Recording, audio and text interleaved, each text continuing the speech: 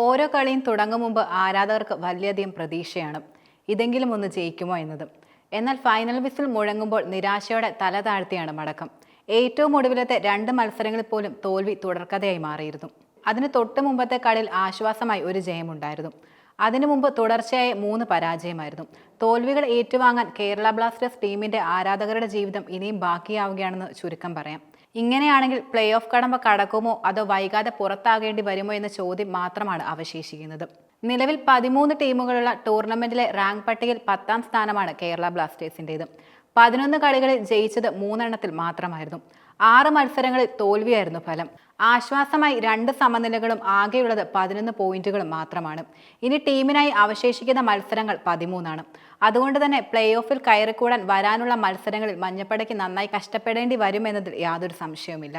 സീസണിലെ 1ാം നമ്പറുകാരും 2022-23 കിരീടധാരികളുമായ മോഹൻ ബഗാൻ സൂപ്പർ ജയൻസുമായാണ് അടുത്തതായി കേരള ബ്ലാസ്റ്റേഴ്സിന്റെ മത്സരം നടക്കുന്നത്.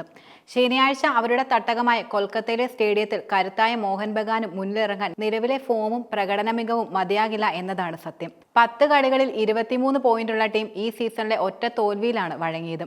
2 സമനിലകളും 7 ജയങ്ങളുമാണ് അവരുടെ ആകെയുള്ള സമ്പാദ്യം. ഇനിയുള്ള 2ാമത്തെ കളി ഹോം ഗ്രൗണ്ടായ കലൂരിൽ മുഹമ്മദൻസുമായിട്ടാണ്. സീസണിലെ പുതുമുഖങ്ങളായ മുഹമ്മദൻസ് നിലവിൽ 5 പോയിന്റുമായി റാങ്ക് പട്ടികയിൽ ഏറ്റവും അവസാന സ്ഥാനത്താണ് നിലനിൽക്കുന്നത്. താരതമ്യേന വലിയ കളിക്കാരോ പ്രകടന മികവോ ഇല്ലാത്ത ടീമിനെ പുഷ്പം പോലെ തോൽപ്പിക്കാമെന്ന പ്രതീക്ഷയും ബ്ലാസ്റ്റേഴ്സിനിടയിൽ നിലനിൽക്കുന്നുണ്ട്. കളിയിലെ ഫോക്കസ് ഇല്ലായ്മയും തുടർച്ചയായ തോൽവികളും മൊത്തത്തിലുള്ള പ്രകടനത്തെ ബാധിക്കുകയും ചെയ്തിട്ടുണ്ട്.